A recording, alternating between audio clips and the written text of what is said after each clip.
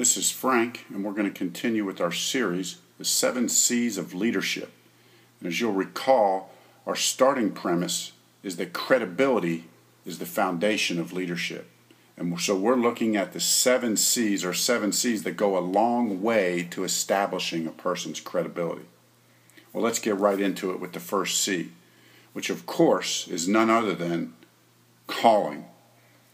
Now, although this may not be what you were expecting, the truth is that when it comes to leadership, calling cannot be underestimated. In fact, in some ways, it may be the most important of the 7 C's. I mean, think about it. When a person believes that this job is for them, or this role, whatever the case may be, that this is what they were made to do, there's no stopping them. And when others believe that a person was made for this role or this job, then their credibility skyrockets, and so does the effectiveness of his or her leadership. So let's look at a few examples then. First, as a leader in our home, as a husband, as a leader, not as a dictator, not as the boss or the superior, whatever.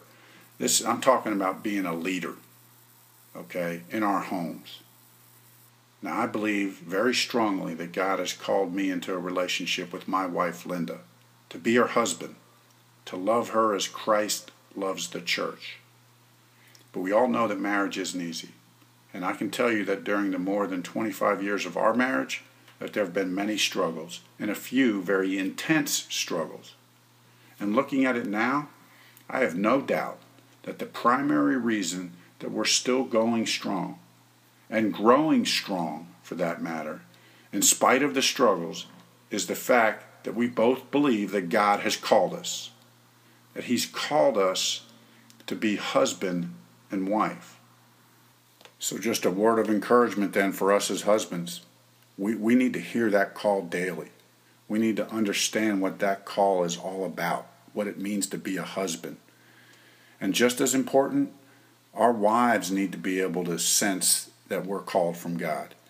And that will go a long way to establishing the kind of leadership credibility that we want and desire for our homes.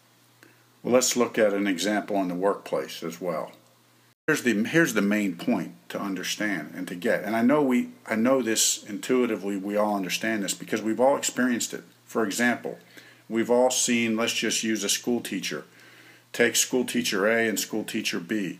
School teacher A, made to be a school teacher, called to be a school teacher, passionate about it. Not easy, but man, that's what they want to do. Now, I lived this. My parents are both retired school teachers.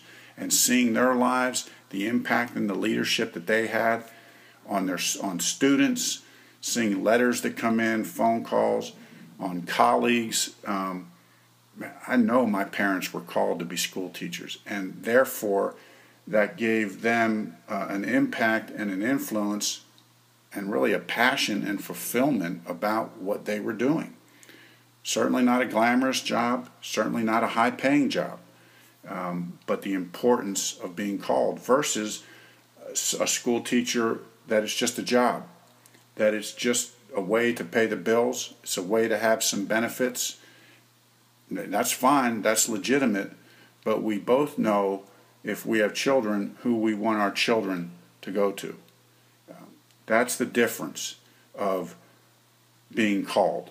Well, we certainly could give many more examples, but I think we get the point. The importance of calling cannot be underestimated. It's absolutely essential to the credibility of a leader.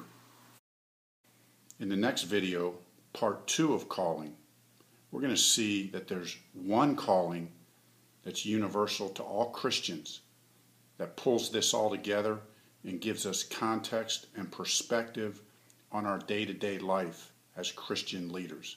So stay tuned for that.